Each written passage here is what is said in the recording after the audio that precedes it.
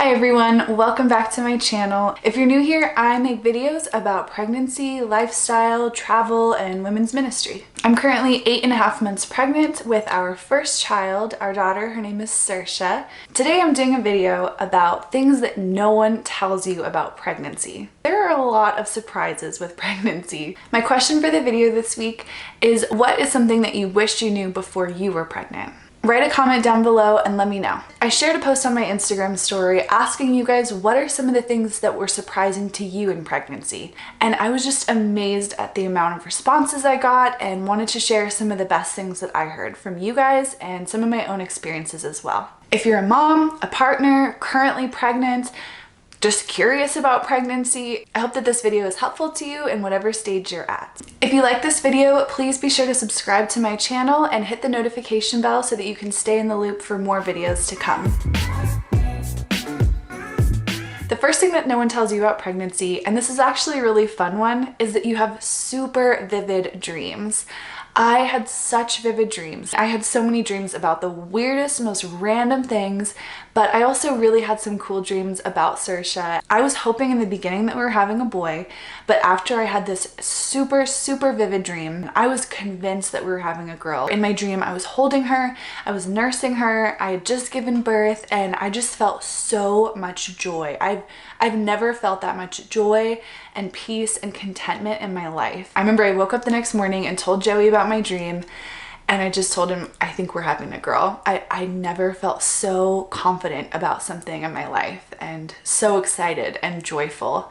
So that's kind of a fun thing about pregnancy, is a lot of women have very vivid dreams. I'm drinking some peppermint tea with some raw ginger in it, and it's so good. The second thing that nobody really talks about in pregnancy is, when does your milk come in? Like, I had no clue. I thought maybe it comes in like the minute that she's born, maybe it comes out an hour after she's born, maybe it comes in a couple days before to kind of get ready. I literally had no clue, you guys. I had no clue. When the heck does your milk come in? And what does that even mean? What does it mean for your milk to come in? So honestly, this is different for every woman. Joey and I took a breastfeeding class, and one of the couples in our class shared that her milk came in at 20 weeks. I remember trying to like keep my composure in my face and not just be like, oh my gosh. I'm at 34 weeks. My milk has not come in the slightest. I've had like a couple of drops of colostrum come out, but that's literally it. So it's different for every woman. Like I mentioned, we also took a breastfeeding class that was so helpful. I really recommend taking a breastfeeding class. I think in the movies, and for whatever reason, we assume that I'm gonna somehow know what to do as soon as the baby's born, and the baby's gonna know how to latch on and it'll all be good and fine and dandy. But that's actually not true. What I've really learned is that breastfeeding is learned by both baby and mama. It is not something that we just instinctively know how to do. It's something that we both have to learn and be really patient with together as baby and mama both learn and figure it out. Tons of moms kept telling me this: breastfeeding. It's something nobody talks about enough. Just be really patient with yourself. It's different for everyone. It can be really frustrating and really difficult. So educate yourself, just be really patient with yourself and persevere, because it can take a long time to master and to figure out. And not everyone can do it. Not every mom can breastfeed. Not every baby can breastfeed. And that's no one's fault.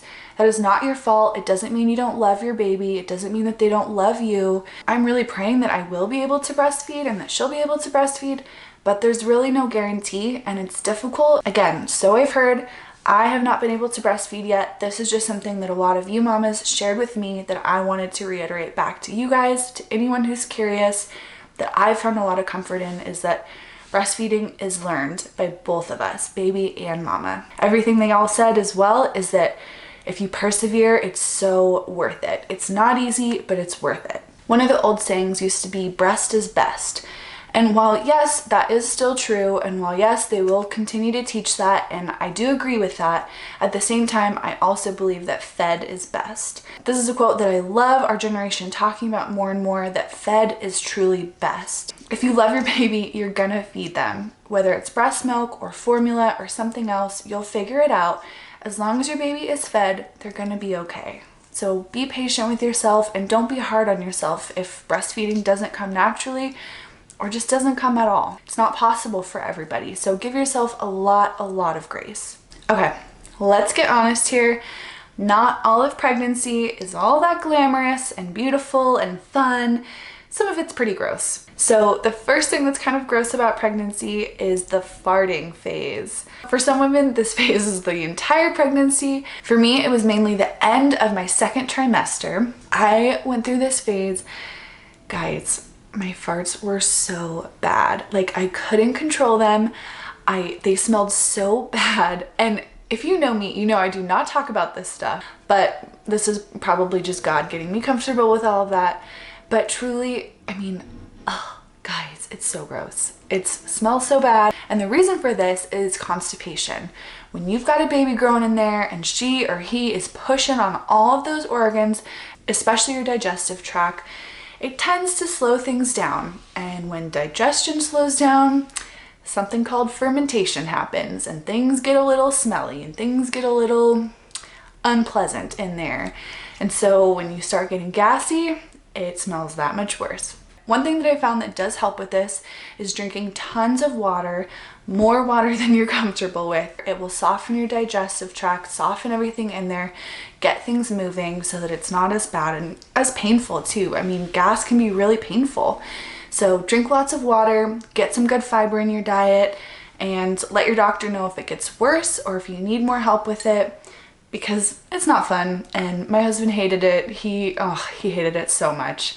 Guys, it was, I mean, we just had to laugh because it was so gross. The next thing that no one tells you about pregnancy is that a lot of women develop this like superpower, and that superpower is your sensitivity to smell.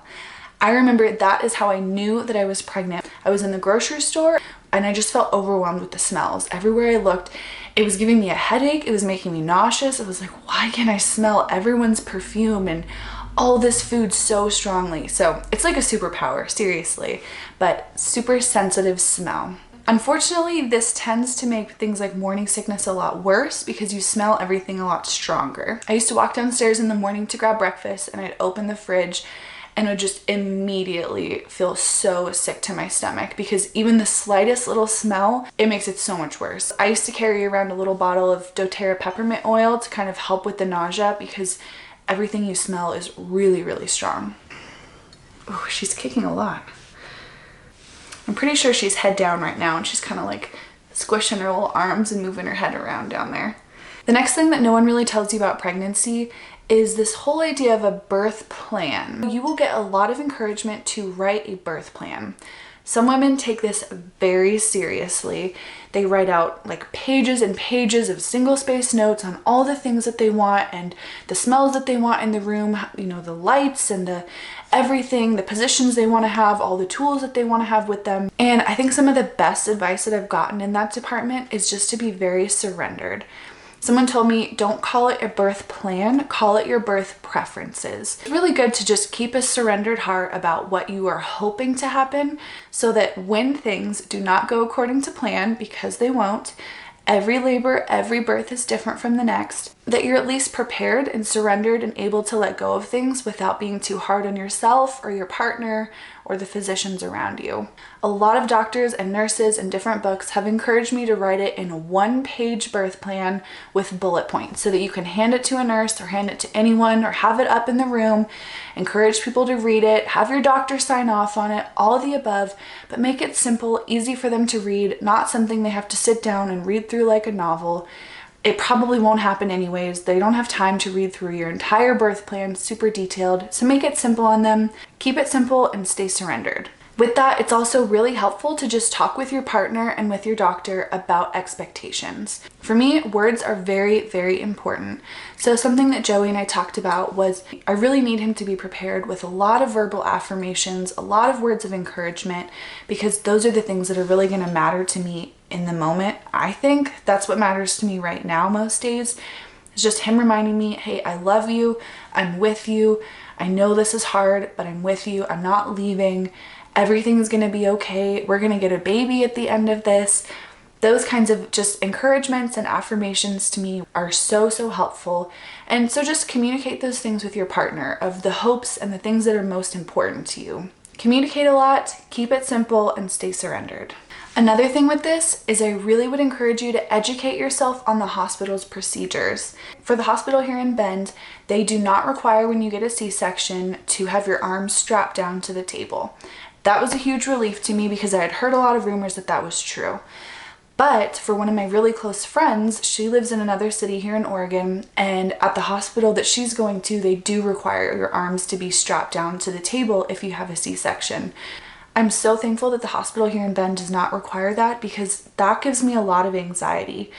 But again, I wouldn't have known that if I didn't ask. So educate yourself on the hospital's procedures, ask questions so that you know ahead of time and you can prepare yourself. You can do this really easily by just taking a tour of the hospital. That will educate you so much on some of those things, and you can ask those questions along the way. The next thing about pregnancy that nobody tells you is you get super dizzy. I experienced a lot of dizziness and lightheadedness. I didn't pass out or faint or anything. I was so dizzy to the point that one time I was driving, and all of a sudden when I turned my head to look at something, I looked back and my head just started rocking, and I felt so strange that I pulled over and hit the brakes slowly and safely. But I realized, oh my gosh, this isn't good. Something's wrong. I can't drive like this. I talked to my doctor and she asked me, make sure that you're drinking a lot of fluids, and asked me about the protein in my diet. Both of those things I really needed to increase. So make sure you're getting enough fluids, make sure you're getting enough protein, because your body's gonna feel it so much more intensely when you're pregnant. The next thing is insomnia and exhaustion. Oh my gosh. So for me, the first trimester was really, really difficult. I didn't experience a ton of morning sickness, a lot of nausea. I never really got sick, but to me, the hardest thing was the exhaustion. I could not get through a day without having to take a nap, having to rest, having to close my eyes. I was so tired, I couldn't believe it. And that's because your body is going through so much. Creating this little life, they are growing very rapidly. So your body's gonna be pretty tired. This can also come back in your third trimester.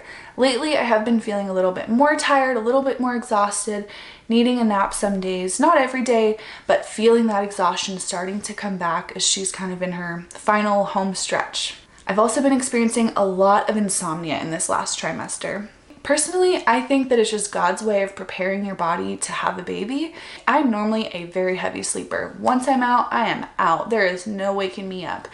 But lately, I wake up probably 2 or 3 times a night, usually just feeling uncomfortable, needing to go pee, and having to get up and then come back to bed. But I just think it's a cool way that God prepares us for having a newborn, having to be up throughout the night, so that it's not such a shock to our system once they're here. The next thing that nobody tells you is how important it is to exercise and stretch throughout your entire pregnancy. Once your hands and feet start to get a little bit swollen, or you just feel uncomfortable, you're in pain, your joints start hurting, all those things, it's hard to want to get out and exercise, go for a walk, swim, yoga, anything that you do. But it's so important that we're staying really active. Some of the most important things are doing things like the pelvic floor exercises, anything to really strengthen those muscles down there, anything to just prepare your body and your cervix and your muscles for birthing this little human that's inside of you. I want you to think about preparing for birth like preparing to run a marathon. And I don't mean by doing all sorts of unhealthy exercises. What I mean is stay active. Do whatever you can to just keep active, stretch, exercise, walk, do yoga, swim, anything you can do to just keep your body moving, keep it ready for that marathon, because it's coming. The next thing on my list is to ask lots of questions. Something that I did not realize is that in pregnancy, you're gonna have these appointments about every 4 weeks and then 2 weeks in every single week, the closer and closer you get to birth. But those doctor's appointments are only going to be about 30 minutes. They're very short, so you need to make sure that you bring a list of questions with you to your appointments, anything that comes to mind. I really recommend keeping a journal. I use the Erin Condren Pregnancy Journal. This is not sponsored. This is not an ad. This is just the one that I use. I purchased early on and love it.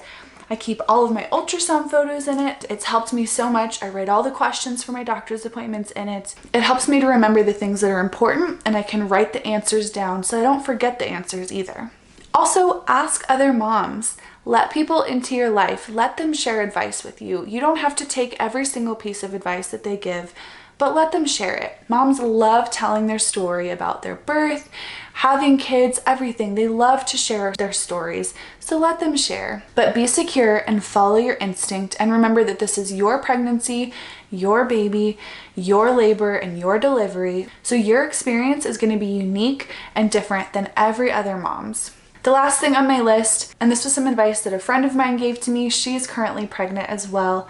She reminded me that being pregnant is not an excuse to sin. It is not okay to use pregnancy to justify being mean-spirited, being hurtful, easily offended, being overly fearful, anxious, all of the above.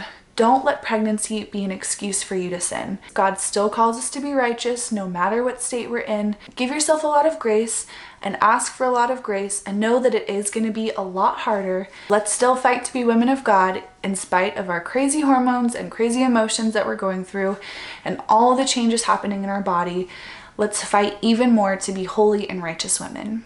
I really hope that you enjoyed this video. I hope you found it helpful. Whether you have kids, you're pregnant, you are hoping to get pregnant, or you're just curious about this stuff. I'm really hoping to continue to do even more pregnancy videos up until my birth.